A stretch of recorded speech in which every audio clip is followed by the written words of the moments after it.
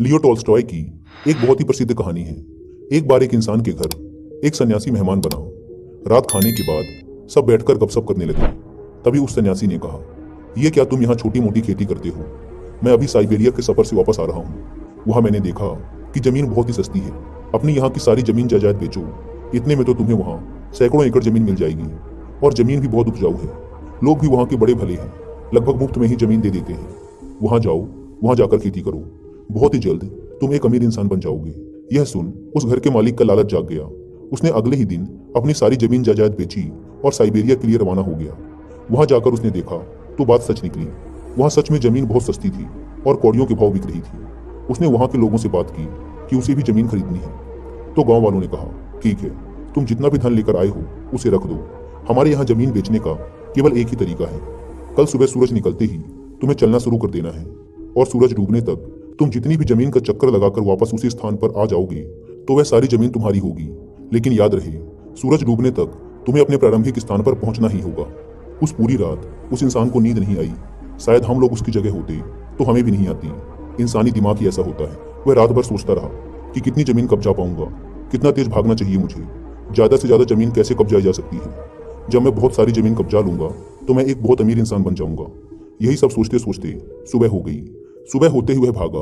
गांव के सभी लोग उस जगह पर इकट्ठा हो चुके थे जहां से उसकी दौड़ शुरू होने वाली थी। उसने अपने साथ खाना और पानी भी ले लिया था कि भागते भागते ही बीच में खा लूंगा और पानी पी लूंगा, क्योंकि अगर बैठकर खाना खाया तो बहुत सी जमीन कब्जाने से रह जाएगी। सभी खड़े थे उस जगह पर। उसने उस शुरुआती लाइन से चलना शुरू किया। पहले कुछ मिनट तो वह चला, फिर उसने सोचा कि ऐसे चलने से तो आधी जमीन ही कब्जा पाऊंगा, इसलिए उसने दौड़ना शुरू कर दिया। वह भागता रहा। उसकी सांस फूलती रही पर वह भागता रहा। उसकी रात बनाई हुई योजना के हिसाब से उसे 12 बजे वापस पहले वाले स्थान की तरफ मुड़ जाना था। लेकिन उसने देखा कि आगे और भी ज्यादा उपजाऊ जमीन है। थोड़ी सी और अपने घेरे में ले लेता हूँ। वह मीलों दूर आगे आ चुका था। भागते भागते 1 बज गए। अब उसे लगा कि वापस लौटना चाहिए, वरना सूरज डूबने से पहले प्रारंभिक बिंदु पर नहीं पहुंच पाऊंगा। लेकिन फिर उसने सामने की तरफ देखा। बहुत ही ज्यादा उपजाऊ जमीन खाली पड़ी थी। उसके लालची दिमाग ने उसे समझाया कि बस आज की ही तो बात है, लौटते समय ज्यादा तेजी से दौड़ लेना, जिंदगी में फिर दोबारा यह मौका नहीं मिलेगा। वह भागता रहा। वह खाना पीना भी भूल गया। उसने अपना खाना और पानी भी फेंक दिया, क्योंकि उनका वजन भी ढोना पड़ रहा था। कुछ देर बाद उसने अपनी टोपी और ऊपरी कपड़े भी फेंक दिए ताकि वह और खुलकर दौड़ सके। ऐसे ही वह कुछ मील और भागता रहा, लेकिन अंततः उसे अपना मन मारकर लौटना ही पड़ा। 2 बज चुके थे। अब 8 घंटे में तय किए गए सफर को केवल 4 घंटे में पूरा करना था। यह उसे असंभव लगने लगा। उसके हाथ पैर थक चुके थे, लेकिन उसने अपनी पूरी जान लगा दी। वह भागता रहा। सूरज डूबने को आ गया। उसने देखा कि वह प्रारंभिक बिंदु के काफी करीब आ चुका है। लोग भी दिखने लगे हैं। लोग जोर जोर से उत्साह में चिल्ला रहे थे, जल्दी आओ, तुम कर सकते हो, तुम कर सकते हो। उसने मन ही मन सोचा, कितने भोले लोग हैं। इन्हें तो यह सोचना चाहिए कि मैं दौड़ते दौड़ते मर जाऊं, ताकि मेरा धन और यह जमीन दोनों इनकी हो जाए। अब आखिरी कुछ दूरी रह गई थी और सूरज लगभग डूबने ही वाला था। उसके पैर अब और भागने से मना कर रहे थे, लेकिन उसने अपनी पूरी जान झोंक दी। कुछ दूर चलने के बाद वह लड़खड़ाकर गिर गया। उसने देखा सूरज की कुछ लालिमा अभी भी आसमान में है। उसने शुरुआती लकीर की तरफ देखा। वह उससे कुछ 5-7 गज दूरी पर ही था। वह घिसटने लगा। उधर सूरज की लालिमा खत्म हुई, इधर उसके हाथ ने उस लकीर को छू लिया। वह जीत चुका था। वह इतनी सारी जमीन का मालिक बन चुका था। लोगों ने खुशी से उसे देखा और उठाने लगे तो उन्होंने महसूस किया कि उसकी सांसें बंद हो चुकी थी। उसका शरीर ठंडा और शांत हो चुका था। अब वह इस दुनिया में नहीं था। शायद इतना भागने की वजह से उसे हार्ट अटैक आ गया होगा और वह मर गया। यह देख वहां आसपास खड़े लोग हंसते हुए आपस में बातें करने लगे कि सूची में एक और मरने वाले लालची व्यक्ति का नाम जुड़ गया। पता नहीं लोग हर साल क्यों यहाँ मरने चले आते हैं इस खबर को सुनकर कि यहाँ जमीन बहुत सस्ती है, जबकि आज तक किसी ने भी सफलतापूर्वक जमीन पाने की शर्त को पूरा ना किया था। या तो वह भागता भागता मर गया था या वह शर्त में अपना धन ही हार गया था। यह यहाँ का नियम बन चुका था। तभी वहां पर खड़े एक बुजुर्ग व्यक्ति ने कहा, मनुष्य की इच्छाओं और लालच का कोई अंत नहीं, और यही लालच ही इस इंसान की मौत का कारण है। इसी के विपरीत मुझे एक दूसरी कहानी याद आ रही है। एक बच्चा था, बड़े अमीर परिवार से संबंध रखता था।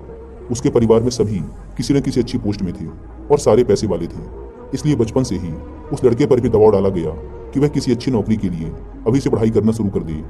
परिवार वालों ने उसके लिए वकील बनने का पेशा सबसे उचित समझा। उसे वकालत की पढ़ाई करवाई गई।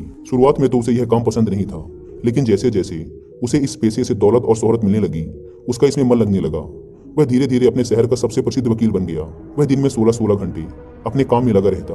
उसने अपने परिवार और अपने शरीर पर भी ध्यान देना छोड़ दिया था। उसने अपनी मेहनत और लगन से कुछ पेचीदा और मुश्किल केसों को जीता, जिससे उसका नाम देश के सबसे बड़े वकीलों में शुमार हो गया।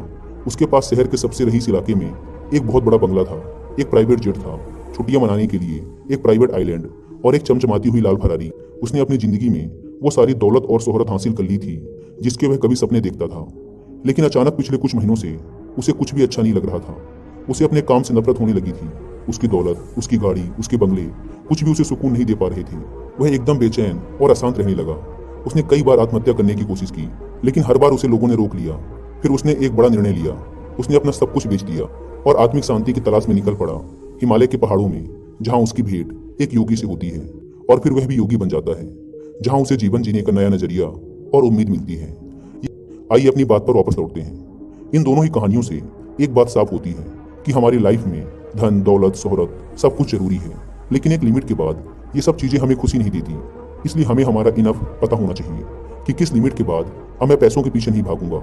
ये इनफ यानी पर्याप्त की लिमिट सबके लिए अलग अलग हो सकती है, लेकिन सबकी होनी चाहिए, ताकि उस लिमिट के बाद हम यह कह सकें कि मैंने अपना इनफ प्राप्त कर लिया है। अब मुझे इस भागा दौड़ी में और पढ़ने की जरूरत नहीं है। किसी के लिए यह इनफ 50 लाख हो सकता है, किसी के लिए 1 करोड़, किसी के लिए 5 करोड़ और किसी के लिए 10 करोड़। इसलिए एक बार बैठकर यह कैलकुलेट कर लें कि एक अच्छी लाइफ जीने के लिए आपको कितने पैसों की जरूरत पड़ने वाली है। फिर उसके हिसाब से अपने टारगेट सेट करें उस धन को प्राप्त करने के लिए, क्योंकि हमारे लालच की पूर्ति कभी नहीं होने वाली। इसलिए हमें हमारा इनफ डिसाइड करना बहुत जरूरी है, ताकि हम एक बैलेंस्ड एंड हैप्पी लाइफ जी सकें।